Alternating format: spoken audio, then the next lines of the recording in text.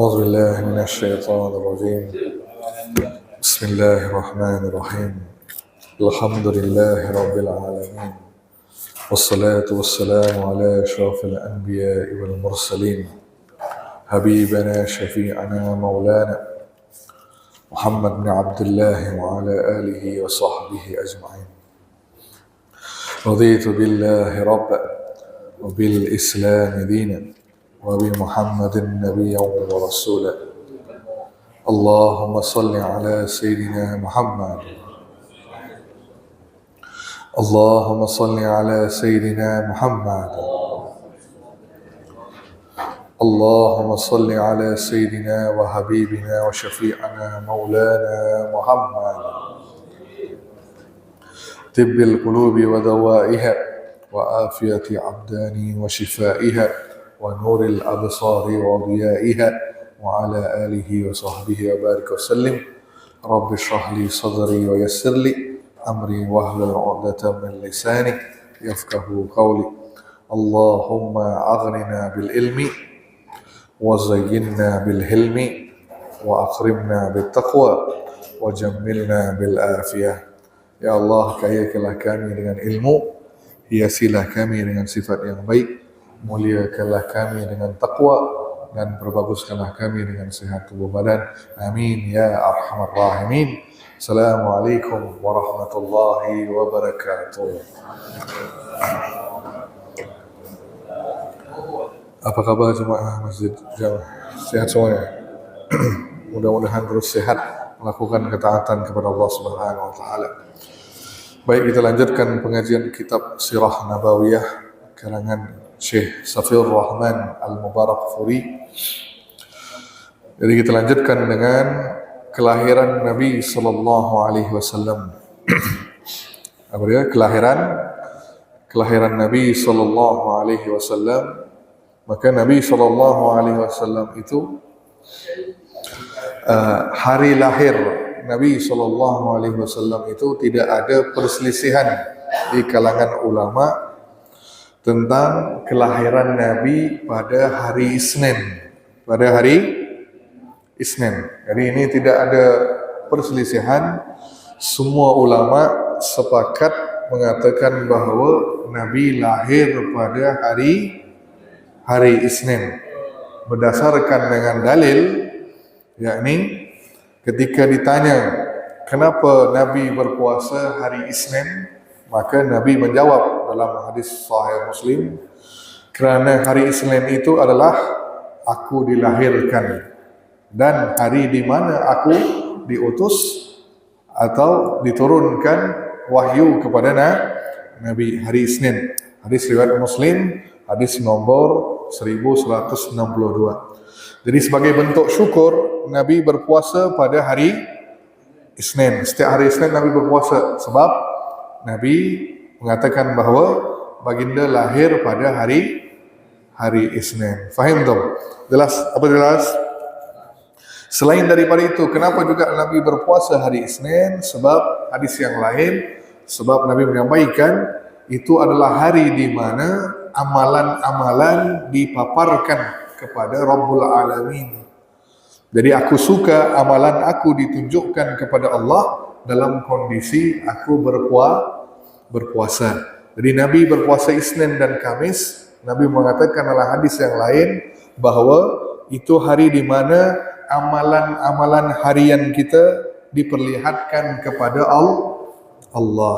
Maka setiap hari Isnin dan hari Kamis, para malaikat mengangkat amal itu dan ditunjukkan kepada Allah. Apa yang kita buat pada hari Isnin dan hari Kamis. Dan Nabi mengatakan, aku suka amalan aku diperlihatkan di hadapan Allah dalam keadaan aku sedang berpuasa. Maka itu dua sebab kenapa Nabi SAW berpuasa hari Isnin. Hadis yang pertama tadi kerana dilahirkan sebagai bentuk syukur. Yang keduanya kerana hari Isnin dan Kamis adalah ketika amalan diangkat. Faham dong?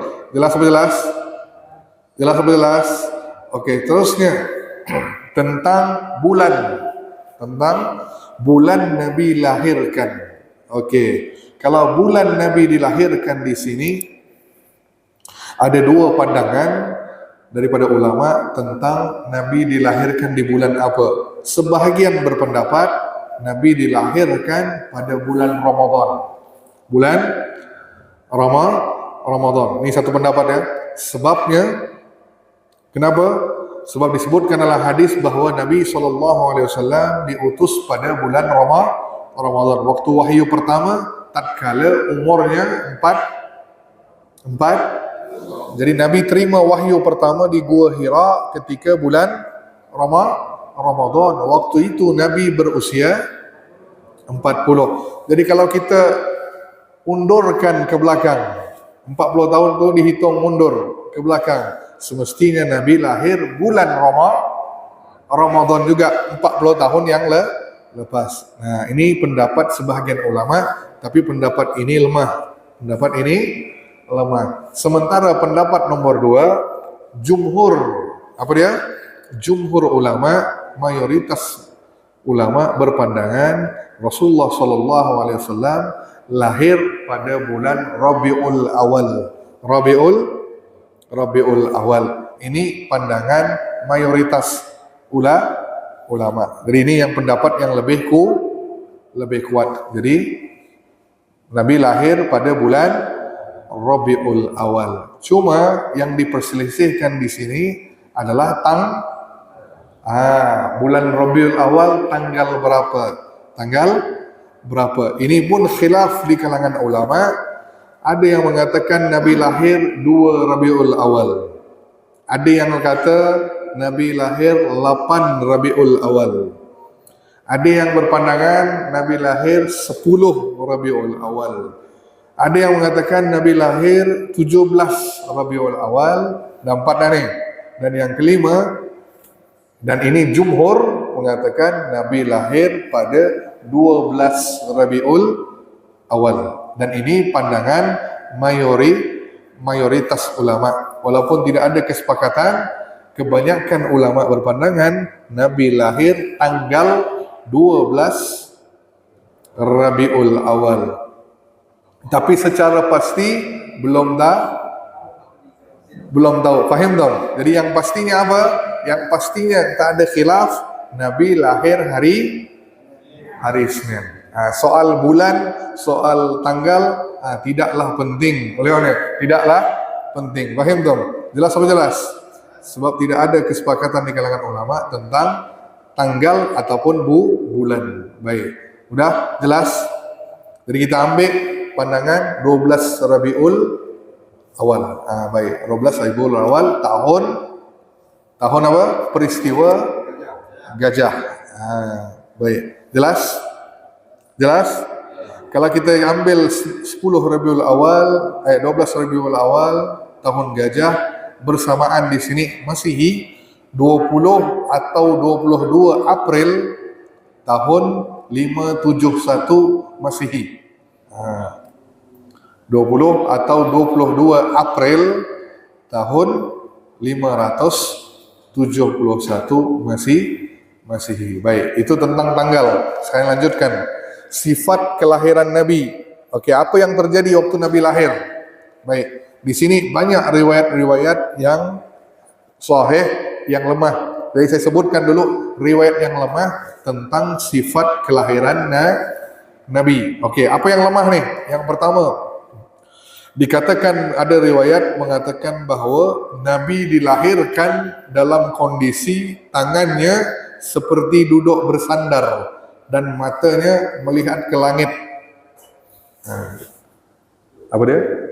Nabi duduk dalam perut nih, Nabi lahir, anak itu lahir dalam keadaan duduk dan mata melihat ke langit. Ada yang anak lahir seperti itu? Biasa anak lahir macam mana? Yang mana keluar dulu? Kaki ke kepala? Kepala keluar dulu, betul. Jadi apa pula riwayat yang mengatakan Nabi lahirnya dalam keadaan duduk? Maka ini riwayat yang lemah sekali, tidak dapat dijadikan sandaran. Pertama. Terus yang kedua, riwayat lemah yang mengatakan bahawa ketika Nabi dilahirkan, diletakkan di atas batu, tiba-tiba batu itu pecah. Tiba-tiba batu itu pecah. Nah, ini pun riwayat lemah, tidak ada. Terus riwayat yang ketiga, tatkala ibunya melahirkan Nabi SAW, tiba-tiba jimat yang dipakai, ada jimat, tahu jimat? Tangkal yang dipakai oleh uminya, yakni ibunya Aminah, yang dibuat dari besi, terpotong. Ini pun riwayat yang lemah. Terus riwayat yang lemah, ibunya Aminah bermimpi ada yang menyuruhnya untuk menamakan anak yang lahir nanti dengan nama Muhammad. Jadi ibunya mimpi, ada yang kata bagilah nama anak kau dengan nama Muhammad. Ini pun riwayat yang lemah. Yang lemah. Terus ini pun sama juga riwayat yang lemah nih. Tatkala Nabi dilahirkan, bergetar istana Raja Persia. Ini pun lemah. Terus tatkala Nabi dilahirkan, api yang disembah oleh kaum Majusi padam. Ini pun riwayat yang lemah. Terus yang paling lemah nih, Nabi dilahirkan dalam keadaan sudah berkhitan. Ini riwayat yang lemah sangat, tidak dapat dijadikan sebagai dalil. Oke? Fahim dong? Jelas? Jelas apa jelas? Jadi kata Imam Ibn Katsir, ada yang mengatakan Nabi lahir dalam keadaan sunat. Ada yang kata Nabi disunatkan pada hari ke-7. Hari ke-7. Ada yang mengatakan Nabi disunatkan oleh Jibril. Semua ini riwayat yang lemah. Tidak dipastikan bila Nabi dikhitan. Okey? Tidak ada secara jelas. Baik. Ini semua riwayat yang lemah. Yang benarnya apa? Nih, dengar baik. Sahih. Apa yang sahih? Nabi SAW bersabda, aku lahir kerana doa dari ayahku Ibrahim. Apa? Aku lahir dari doa datukku Ibrahim. Terus kabar gembira aku lahir, dan itu adalah kabar gembira disampaikan oleh Isa ibnu Maryam kepada kaumnya. Jadi Nabi Isa menyampaikan tentang kelahiran Rasulullah. Terus aku mimpi ibuku yang melihat seperti cahaya keluar menyinari istana-istana di negeri Syam. Jadi ibuku, Nabi sebut, ibuku bermimpi melihat cahaya keluar dari badan ibuku dan menyinari istana-istana di negeri Syam. Okey, ini semua riwayat yang sahih. Okey. Yang pertama, apa maksud Nabi tadi? Kelahiranku adalah doa datukku Ibrahim. Apa maksudnya? Jadi Nabi Ibrahim alaihissalam berdoa kepada Allah ketika selesai membangun Kaabah, berdoa. Doanya apa?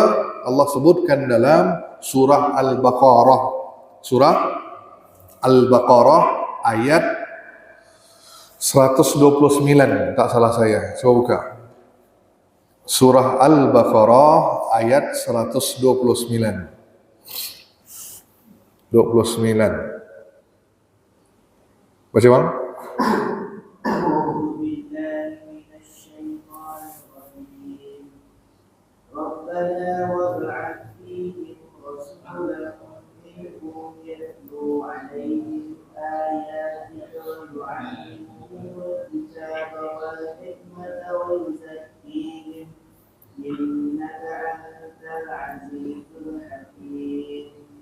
Ya Tuhan kami, utuslah di tengah mereka seorang Rasul dan mereka sendiri yang akan membacakan kepada mereka ayat-ayat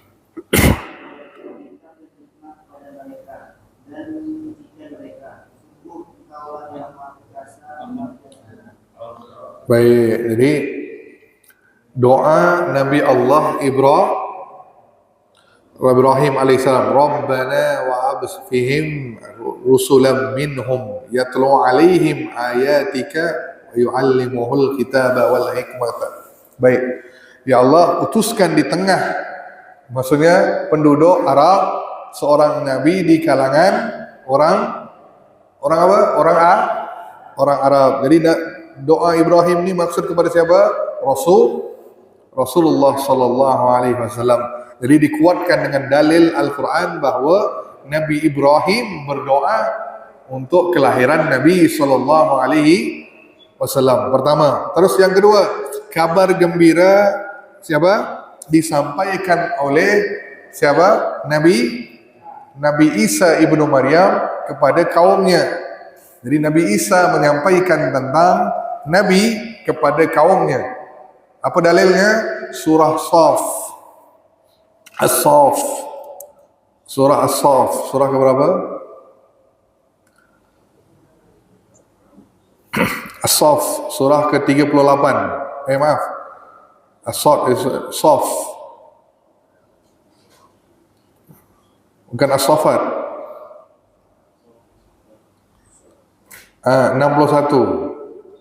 61. Okey, baca ayat 6.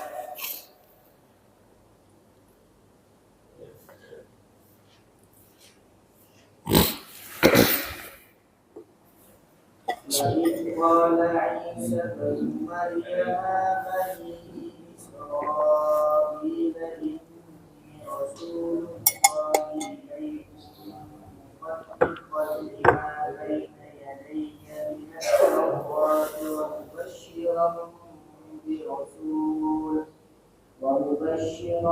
برسول يأتي من بعد اسمه أحمد فلما جاءهم بالبينات قالوا هذا سحر مبين. Dan ingatlah ketika Isa putra Maryam berkata, wahai Bani Israel, sesungguhnya aku utusan Allah kepadamu yang membenarkan kitab yang turun sebelumku, yaitu Taurat, dan memberi kabar gembira dengan seorang Rasul yang akan datang setelahku, yang namanya Ahmad. Namun ketika Rasul itu datang kepada mereka dengan membawa bukti yang nyata, mereka berkata, ini adalah sihir yang nyata. Baik, siapa yang menyampaikan ini? Nabi Isa menyampaikan kepada siapa?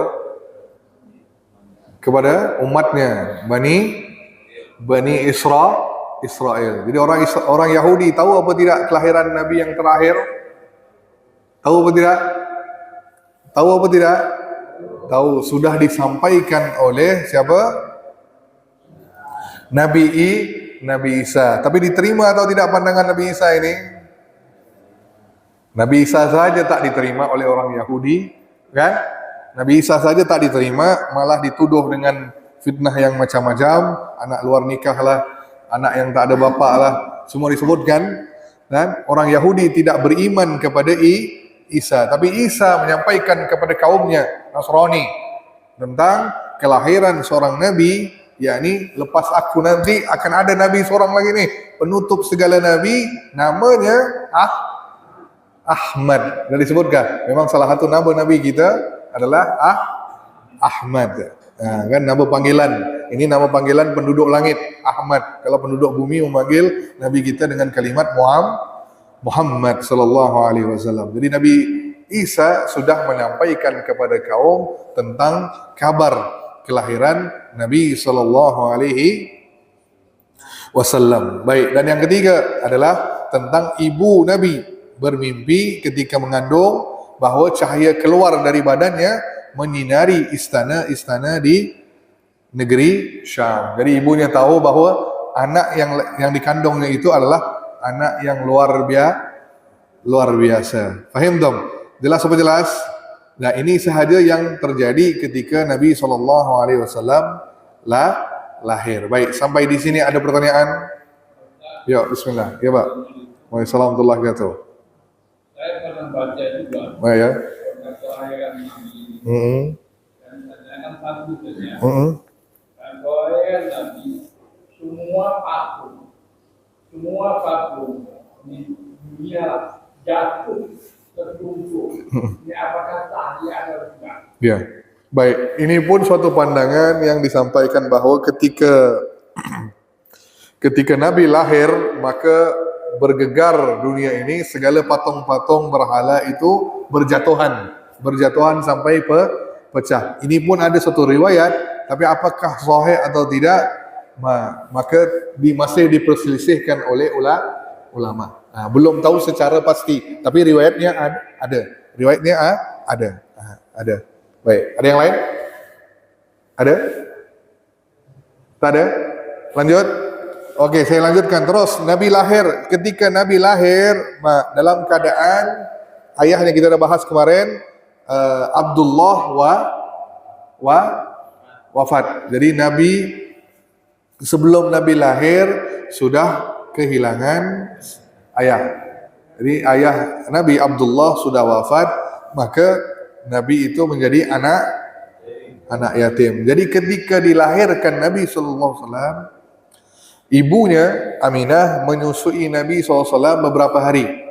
Ada yang kata Nabi disusui oleh ibunya selama 3 hari, ada yang kata 7 hari, ada yang kata 9 hari.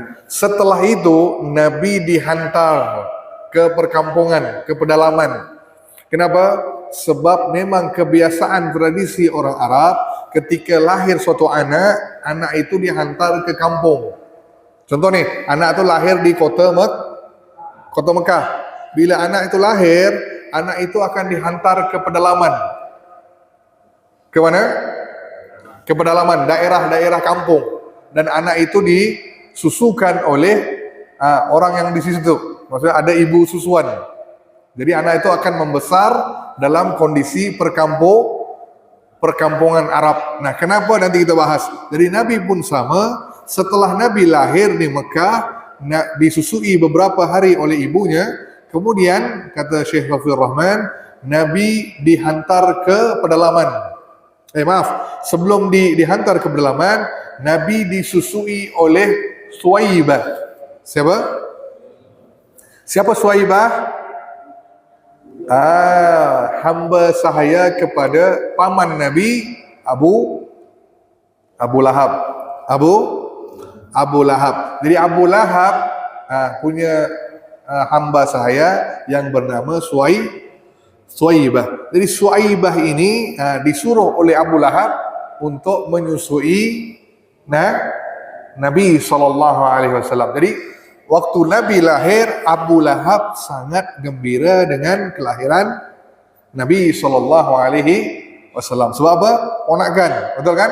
Ponakan Nabi, ponakannya Rasulullah SAW. Maka lanjut nih. Maka setelah itu dia memerintahkan budaknya untuk menyusui Nabi SAW. Dan Nabi juga pernah, maksudnya ada saudara-saudara persusuan. Maksudnya yang pernah menyusu dengan Suwaibah. Siapa yang pernah disusui oleh Suwaibah? Yang pertama Hamzah bin Abdul Muttalib. Siapa? Hamzah ini paman Nabi, tapi umur antara Nabi dengan Hamzah dekat.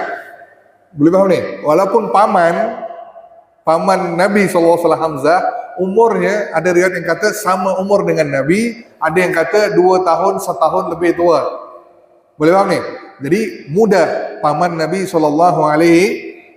Jadi Hamzah pernah disusui oleh siapa? Suwaibah. Selain Hamzah, Abu Salamah. Masih ingat Abu Salamah? Siapa Abu Salamah? Abu Salamah bin Abdul Asad. Abu Salamah.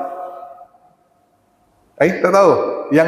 Yang apa? Sebelum yang setelah meninggalnya Abu Salamah, istrinya dinikahi oleh Nabi SAW. Ummu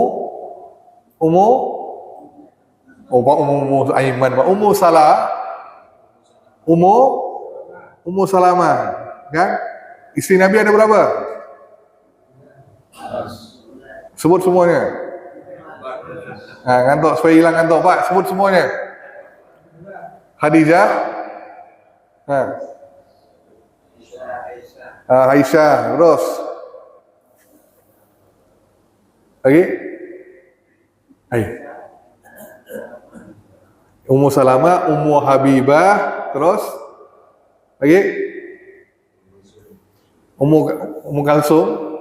Awal Ummu Kalsum. Nah, lupa dah ni. Ingat balik berapa isteri Nabi, berapa semuanya? 13. Betul kan? 13 secara resminya. Maaf, 11 yang resminya, 13 semuanya. 13 ni termasuk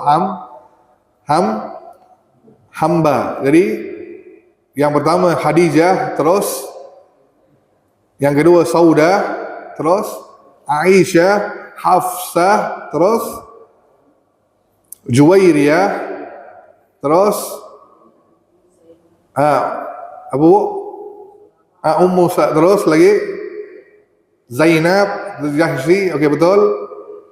Lagi Juwairiyah, Ummu Habibah, Safiyah. Nah, terus Maimunah. Jadi ada apa tidak Ummu Salamah situ? Siapa Ummu Salamah ni?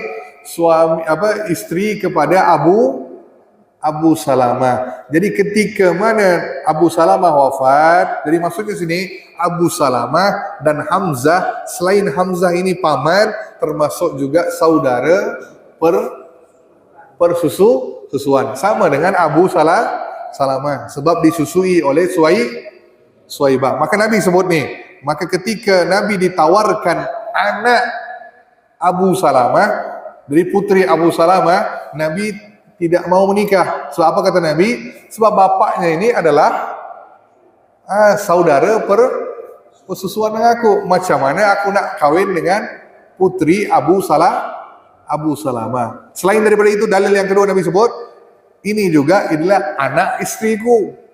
Siapa? Anak istriku. Boleh ni anak, maksudnya Nabi adalah bapa tiri. Sebab kan janda. Ummu Salamah ni kan janda, ada anak perempuan. Nabi tidak dapat menikahi anak perempuannya sebab sudah menikahi maknya dah dinikahi oleh, maka Nabi otomatis tidak dapat berkahwin dengan putri Abu Salamah. Dan Nabi sebut dalil yang kedua tadi, sebab Abu Salamah ini adalah saudara persusuan. Fahim dong? Jelas apa jelas? Jelas apa jelas? Okey, saya lanjutkan terus kisahnya. Selesaikan dulu nih. Baik. Jadi lanjut di mana tadi kita? Okey, baik. Setelah Nabi disusui oleh ibunya dan Suwaibah, Nabi dihantar ke kampung, dihantar ke pedalaman. Jadi disusui oleh seorang perempuan di Taif yang berasal dari Taif. Nama perempuan ni adalah, siapa tahu? Halimatus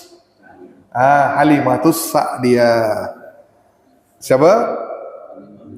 Halimatus Sa'diyah, seorang perempuan asal dari Taif yang menyusukan Nabi. Jadi sudah jadi tradisi orang Arab, ketika mereka punya anak itu akan dititipkan untuk tumbuh di perkampungan, bukan di daerah kota. Pada saat itu kota Mekah. Kenapa?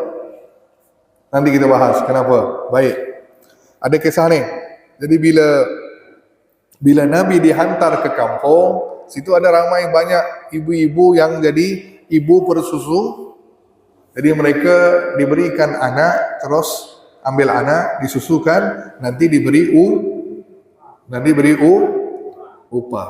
Jadi disebutkan di sini Nabi SAW bayi dihantar ke kampung untuk disusukan, tapi tak ada satu pun ibu susuan yang ingin terima Nabi. Kenapa? Sebab Nabi anak yatim. Semua mikir ni anak yatim, kalau aku susukan dia, nanti aku tak dapat duit, aku tak dapat upah. Bayangkan Nabi begitu sekali. Boleh faham ni? Masih kecil, Nabi ditawarkan kepada semua mereka, semua wanita itu menolak untuk menjadi ibu susuan. Sementara waktu itu yang terakhir menerima Nabi adalah Halimatus Sa'diyah. Halimatus Sa'diyah pun pada awalnya tak mau menyusukan Nabi, sebab Nabi anak yatim. Nanti tak ada orang yang akan berikan upah. Jadi kaum wanita ini menjual jasa menyusui anak. Jadi apa yang terjadi? Pada awalnya Halimatus Sa'diyah tidak mau menerima Muhammad sallallahu alaihi wasallam yang masih kecil. Jadi cuma sekarang ni kan, bila balik kampung semua akan nanya, oh semua dah ada anak ni untuk disusui. Halimatus Sa'diyah tidak akan punya anak. Maka dalam keadaan terpaksa dia menerima Rasul Muhammad yang masih kecil ni. Diambillah dia dalam keadaan terpaksa. Waktu dia menerima Nabi sebagai anak untuk disusui, maka berlakulah segala keajaiban. Ini sahih. Apa? Perkara-perkara yang di luar biasa. Apa yang perkara yang luar biasa ni? Jadi sampaikan apa kata Halimatus Sa'diyah? Ni pula aku ambil anak aku sendiri nak susu pun tak ada susu. Apa? Kan ni pada waktu itu musim kering, jadi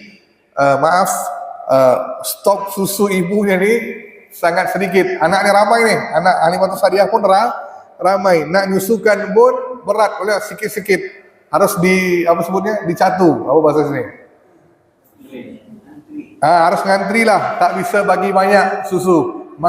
Tapi ketika menerima Rasulullah sebagai anak persusuan ini, maka apa yang terjadi? Disebutkan riwayat bahawa namun ajaibnya ketika dia mengendong Muhammad, air susunya tiba-tiba berlimpah. Jadi bila beri anaknya yang lain susunya sedikit. Nak beri anak, sedikit susunya ni. Tapi bila dah ambil anak Rasulullah untuk disusukan, maka tiba-tiba air susunya itu berlimpah, mampu menyusui anaknya sekaligus dengan Muhammad sallallahu alaihi wasallam. Terus dari waktu itu dia menaiki keldai. Jadi Halimatus Sa'diyah ni punya tunggangan keldai betina yang lemah. Namun dalam perjalanan gendong Rasulullah pulang ke kampung, keldainya itu yang lemah jadi kuat. Sampai di rumah mendapati Halimatus Sa'diyah ni punya kambing. Punya kambing. Kambingnya kurus-kurus nih. Tapi bila Nabi sampai di rumah tu, langsung kambingnya berubah menjadi gemuk. Ni keberkahan Nabi sallallahu alaihi. Jadi selama Nabi tinggal dengan Halimatus Sa'diyah, Halimatus Sa'diyah merasa keberkahan dari menyusui Nabi sallallahu alaihi wasallam. Jadi keberkahannya, dia menanam tanamannya subur, kambingnya sehat semuanya, susunya banyak. Keberkahan terus mendatang. Maka kerana itu dia pun mencintai Nabi sallallahu alaihi wasallam dan merawatnya dengan baik-baik. Jadi setiap kali ibunya minta Halimatus Sa'diyah hantar Nabi pulang, Nabi pulang, Halimah kata, nantilah bu, saya masih jaga dia ni. Jadi tidak mahu melepaskan Nabi sallallahu alaihi wasallam. Beberapa kali ni, dah 4-5 kali Aminah nanya, minta dihantarkan Nabi, kan? Tapi Halimatus Sa'diyah tidak menghantarkan Nabi sallallahu alaihi wasallam beberapa tahun. Kan? Beberapa tahun, nanti kita lihat. Baik. Sekarang pertanyaannya. Kenapa orang Arab hantar anak itu disusukan oleh orang lain? Malah ke kampung. Kenapa?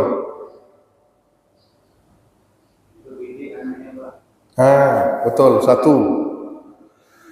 Yes, itu benar. Pertama, anak-anak orang Arab ini merasa kehidupan di kampung itu akan membantu pertumbuhan anak. Sebab kita tahu dalam kampung ni semua orang bekerja keras atau tidak? Tidak hidup seenaknya. Boleh faham di sini? harus bekerja keras. Nah, maka itu sebab pertama kenapa orang-orang kota Mekah menghantarkan anak-anak mereka untuk disusukan oleh orang-orang perkampungan. Satu. Yang keduanya, sebabnya adalah supaya anak itu tumbuh di daerah yang segar. Jadi orang kampung kan ada pohonnya, tanamannya, udaranya, apa? Bagus, kondisi yang baik berbanding di kota. Maka mereka menghantar anak mereka ke perkampungan supaya anak itu tumbuh dengan sehat. Itu yang kedua. Dan yang ketiga yang paling penting, sebab mereka menghantar anak ke perkampungan Arab supaya anak itu boleh fasih belajar bahasa Arab. Sebab apa? Di kota ini bahasanya sudah bercampur. Sebab dari Parsi datang, dari Romawi datang. Jadi bahasa Arab di kota itu dah jadi macam apa kata kita, sambal belacan. Jadi orang-orang pedalaman kampung bahasanya masih asli bahasa Arab, kan? Boleh paham ni? Macam kita bahasa Indonesia masukkan Inggris sikit, kan? Ada bahasa Inggris berjamaah. Jadi mereka tidak mau bahasa Arab tu bercampur. Jadi mereka hantar anak ke kampung sebab di kampung ni bahasanya masih asli, tak bercampur ke mana-mana bahasa yang lain. Maka sebab itulah Nabi dihantar ke pedalaman supaya menguasai bahasa Arab. Fahim dong? Jelas apa jelas? Makanya bapak tahu, kalau bapak pergi ke negara Arab, orang-orang Arab bahasanya tak sama. Walaupun anda dengar, sama Pak Ustaz, kami dengar macam bahasa Arab, betul. Tapi ada bahasa Arab pasar, Amiyah disebut. Bahasa Arab pasar. Tak sama dengan bahasa Arab orang-orang di Syam, orang-orang yang di Mesir. Ini berbedanya. Sebab mereka ni dari pedalaman. Masih bahasa Arab yang aslinya. Kalau bapak di Mekah, itu dah bercampur bahasanya. Boleh faham? Fahim dong? Jelas apa jelas? Okey, sampai di sini ada pertanyaan? Ya. Kan Abu Lahab itu saya pernah mendengar Ustaz. Pernah mendengar ke pernah membaca? Mendengar ceramah. Pada waktu Nabi itu dilahirkan, Betul. Benar? Terus dia memerdekakan Thaibah. Betul. Apakah demikian? Terus bagaimana menyusulkan itu? Apakah masih dalam bahasa Abu Lahab atau sudah merdeka? Wallahu alam tentang bila kemerdekaan Suaibah itu, wallahu alam, tapi yang pastinya dimerdekakan betul, dan yang menyusukan Nabi adalah Suaibah pun benar. So, saya cuma kata beberapa hari, kan, maksudnya tidak lama, mungkin setelah disusukan baru dimerdekakan oleh Abu Lahab kerana senangnya atas kelahiran Nabi SAW. Yang pasti Abu Lahab memang bergembira dengan kelahiran Nabi. Tapi dia tidak tahu bahawa Nabi anak itu nanti akan jadi musuhnya dalam agama. Baik. Ada yang lain? Waalaikumsalam warahmatullahi wabarakatuh. Silakan Pak. Menurut cerita saya,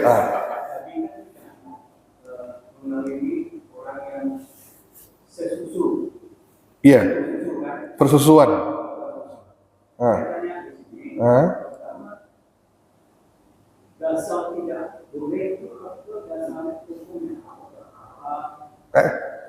Haram lah. Sebab anak persusuan, contoh nih, bapak disusukan oleh seorang ibu itu punya anak, kan, maka langsung otomatis anak-anaknya itu jadi saudara kita. Disebut saudara persusu. Boleh kita nikah adik-beradik? Apa hukumnya? Makruh? Haram. Jadi sama hukumnya dengan anak kandung. Walaupun disusukan tadi tu, walaupun berbeza ayah, tak kan? Cuma kerana disusukan tadi, maka langsung jadi saudara persusuan. Maka jadi mahram. Apa itu mahram? Haram dinikahi. Jelas Pak? Sama hukumnya dengan anak kandung. Kalau kita punya adik beradik, boleh kita kawin dengan adik kita? Tak boleh. Tapi di sini Islam meletakkan syarat persusuan itu bagaimana? Berapa kali disusukan? Maka di sini hukumnya pada awalnya Nabi menetapkan 10 kali. Anak itu disusukan sebanyak 10 kali sampai anak itu kenyang. Nanti saya bahas kenapa, apa maksud kenyang nih. 10 kali. Tapi dimansuhkan. Nabi rubah menjadi 5 kali. Awalnya 10 ditukar Nabi, cukup kalau seseorang itu disusui sebanyak 5 kali oleh seorang perempuan, maka otomatis ia menjadi ibu persusuan. 5 kali sampai anak itu kenyang. Apa maksud anak itu kenyang? Maaf, dia melepaskan puting ibunya sendiri, bukan ibunya narik, dah cukup habis susu aku nanti nih. Tidak, maksudnya anak itu minum sendiri sampai dia melepaskan puting ibunya sendiri. Itu dimaksud sampai ke kenyang sebanyak 5 kali. Maka dah disusukan sebanyak 5 kali, harus di usia sebelum 2 tahun. Dari lahir sampai usia 2 tahun tuh maksimal. Dan di atas 2 tahun boleh disusukan? Boleh? Sekarang boleh disusukan? Tidak boleh, maksudnya susu boleh, tapi untuk jadi ibu persusuan syaratnya tadi anak itu haruslah di antara lahir sampai umur 2 tahun dan disusukan sebanyak 5 kali, maka otomatis menjadi keluarga persusuan. Belum dapat. Belum. Harus 5 minimal 5. Jadi sekali disusukan belum disebut saudara atau ibu persusuan, belum. Lanjut.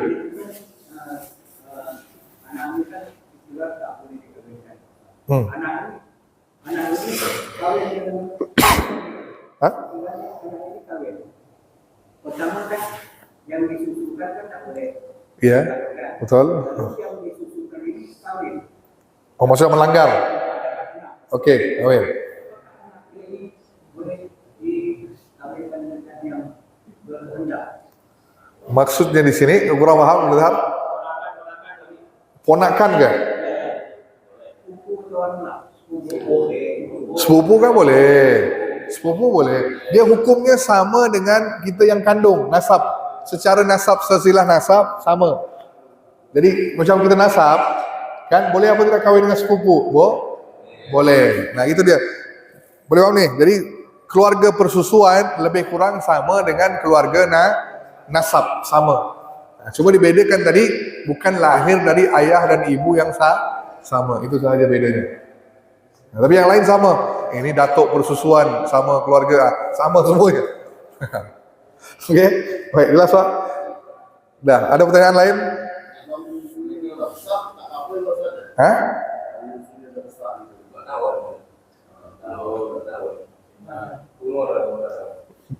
Bapak nak nyusu sekarang? Tak paham. Ada nilai yang dimasukkan ke tempat dulu waktu itu diminum tidak langsung, jadi seperti bapak dewasa, menjadikan kesusuan ada dari mahram, dimasukkan ke tempat dulu. Masukkan dipindahkan, boleh, tak ada masalah. Asalkan bukan susu kaleng tadi tu, susu formula, bukan. Iya, tak ada masalah, boleh. Boleh, masih. Asalkan diambil dari susu ibu tadi tu, tetap sama, masih ya. Iya, boleh. Masih boleh. Kesusuan bisa jadi ahli waris. Boleh, masih bisa? Masuk ke ahli waris, masih. Oke. Ada yang lain? Waalaikumsalam warahmatullahi wabarakatuh. Ini kenapa pula masuk ke bab susuan pula gitu?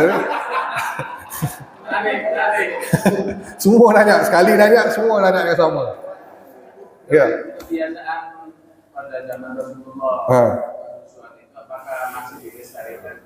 Sampai sekarang masih, Pak, masih ada ibu-ibu yang diupah untuk menyusukan anak mereka.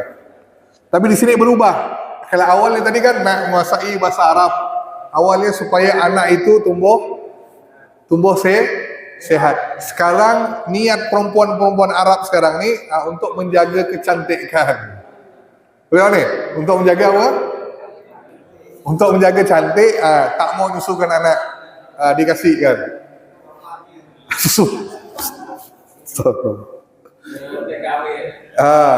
Jadi masih ada budaya itu sampai sekarang masih ada. Baik, ada yang lain? Ada? Baik, bila Suwaidah mengembalikan anak ini Nabi SAW kepada ibunya, dia tak mau sebab keberkahannya terus dapat, rezekinya lancar dan sebagainya. Tapi satu peristiwa yang menyebabkan Halimatus Sa'diyah merasa takut sampai menghantar Nabi pulang, walaupun tak diminta oleh ibunya Aminah. Bila peristiwa ketika Nabi dibedah dadanya. Peristiwa apa? Tatkala Nabi dadanya dibedah oleh Jibril alaihi salam. Ini kisahnya. Jadi Nabi itu punya mukjizat, yakni dibedah dada Nabi SAW. Maka proses pembelahan dada ini terjadi 2 kali. Terjadi berapa? 2 kali. Menurut ulama, pertama adalah tatkala masih Nabi dijaga oleh Halimatus Sa'diyah waktu kecil. Yang kedua, sebelum peristiwa Isra Mi'raj. Sebelum Nabi Isra Mi'raj, Nabi belahkan dadanya. Baik. Hadis sahih. Saya bacakan hadisnya. Apa dia? Bahawa Nabi SAW daripada Anas bin Malik, Nabi SAW pernah didatangi Jibril saat beliau sedang bermain dengan anak-anak lain. Lalu Jibril menggenggam beliau dan menjatuhkannya, lalu membelah dadanya, kemudian mengambil jantung dan mengeluarkan segumpal darah darinya. Dan Jibril berkata, ini adalah bahagian syaitan dari dirimu. Kemudian jantung beliau dicuci di sebuah tempayan dibuat daripada emas dan yang dibilas dengan air zam-zam. Lalu ia dijahit kembali oleh Jibril setelah jantung itu dikembalikan ke tempatnya semula. Teman-teman beliau ketakutan, lari ke ibu persusuan beliau dan melaporkan, sesungguhnya Muhammad telah dibunuh. Kemudian ibu persusuannya segera menuju kepada Nabi, dan saat itu Nabi dalam keadaan pucat. Dan kata Anas, aku melihat bekas jahitan di dada Nabi SAW. Jadi setelah dewasa, Anas nih melihat masih ada apa? Maksudnya memang benar-benar terjadi peristiwa ini. Dada Nabi dibelah, dikeluarkan. Baik, apa yang dikeluarkan? Jantung dan ada bahagian yang kotor. Itulah tempat di mana syaitan waswas tu. Waswas, bisikkan syaitan. Maka dibersihkan daripada Nabi, maka Nabi tidak akan diganggu, maksudnya tidak akan dibisik oleh syaitan. Nah, ini peristiwanya, maksudnya ini adalah mukjizat. Baik, inilah sebab kenapa Halimatus Sa'diyah akhirnya mengembalikan Nabi kepada ibu kandungnya. Okey, itu ketika bila peristiwa ini bila?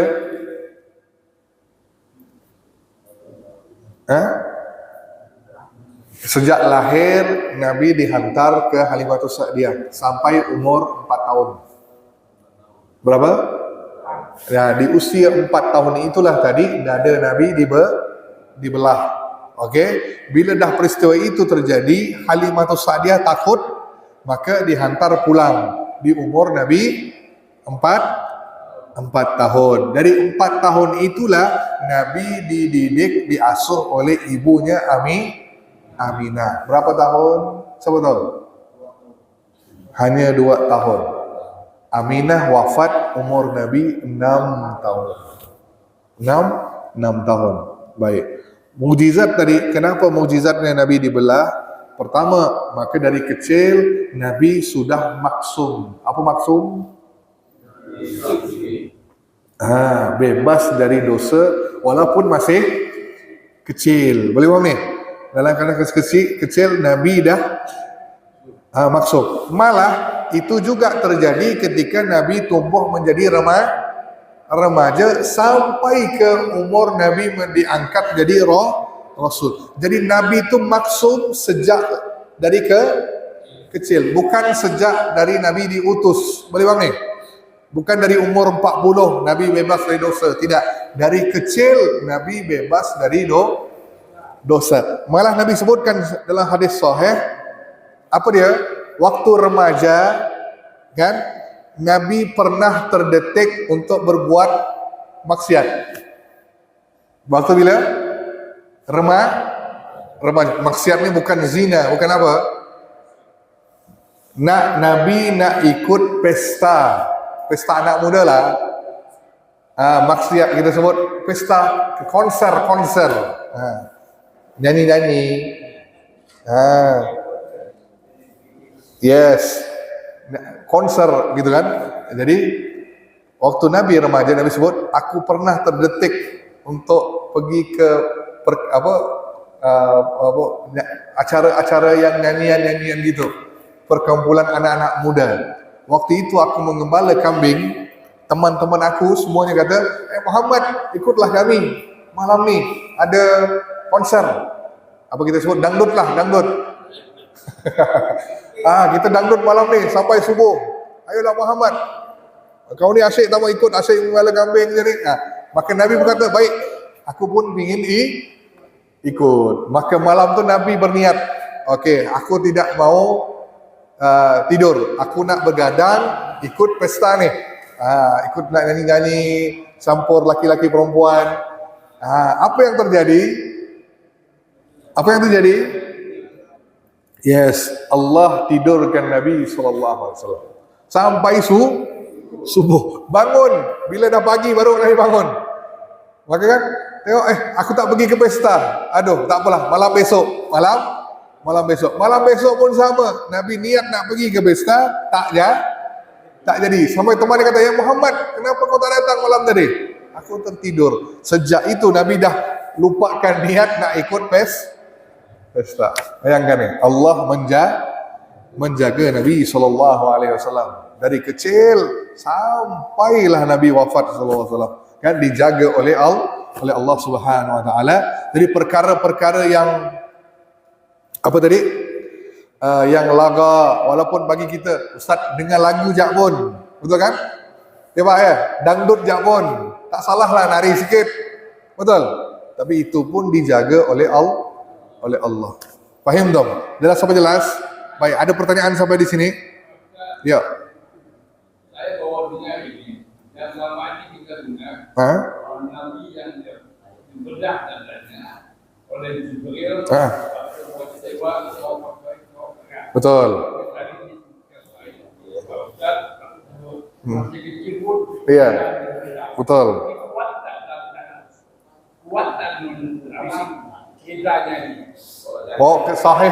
Sahih Muslim. Jadi dua-duanya sahih. Jadi Nabi dibedah hanya 2 kali. Satu peristiwa Isra awal Mi'raj setelah dewasa, satu lagi sebelum diangkat menjadi Rasul masih kecil. Dua-duanya sahih. Jibril alaihissalam. Malaikat Jibril langsung bedah. Jibril bawa air Zam-Zam, dibersihkan jantungnya, diambil gumpalan darah yang kotor supaya tidak ada bisikan syaitan dan Nabi terjaga daripada dosa. Jadi maksudnya Nabi tidak akan terfikir nak buat dosa. Terfikir pun tidak. Ini maksum. Apalagi buat dosa. Dan berbuat ilmunya ya, bil hikmah, diberikan hikmah. Hikmah supaya Nabi dapat menerima wahyu. Dan Nabi dapat memberikan keputusannya. Maka itu muncul hikmah ni, maksudnya hadis-hadisnya Nabi. Nabi sampaikan dari lafaznya, Nabi dengan perbuatannya, itu dia. Jadi semua itu maksudnya kita sebut di mentor, di mentor lah, diajar oleh Allah langsung kepada Nabi. Nah, gitu Pak. Jadi sahih. Baik. Ada yang lain? Ada? Ya, satu lagi. Jangan susuan lagi. Cerita lucu.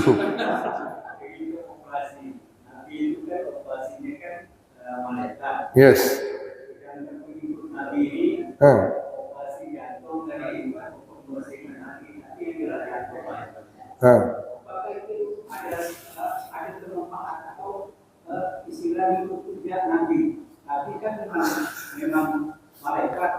Ya.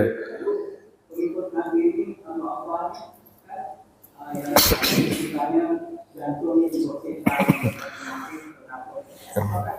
ada hubungan kemanfaatan. Baik, Nabi dibedah jantung kerana satu mukjizat. Kita dibedah jantung sebab penyakit. Tak jaga makan, tak jaga gaya hidup. Boleh faham ni? Makanya bapak dibedah, dia operasi jantung. Takkan sama dengan Nabi SAW. Jadi tak ada nama dia sunnah. Oh, saya dioperasi jantung ni. Jadi saya sunnah Nabi di jantung. Tak ada begitu. Kita dibedah sebab penyakit. Nabi dibedah sebab itu mukjizat khusus untuk Nabi. Tanda bahawa itu seorang Nabi SAW. Tak sama Pak. Gimana lah boleh fikir macam itu. Okay. Luar biasa.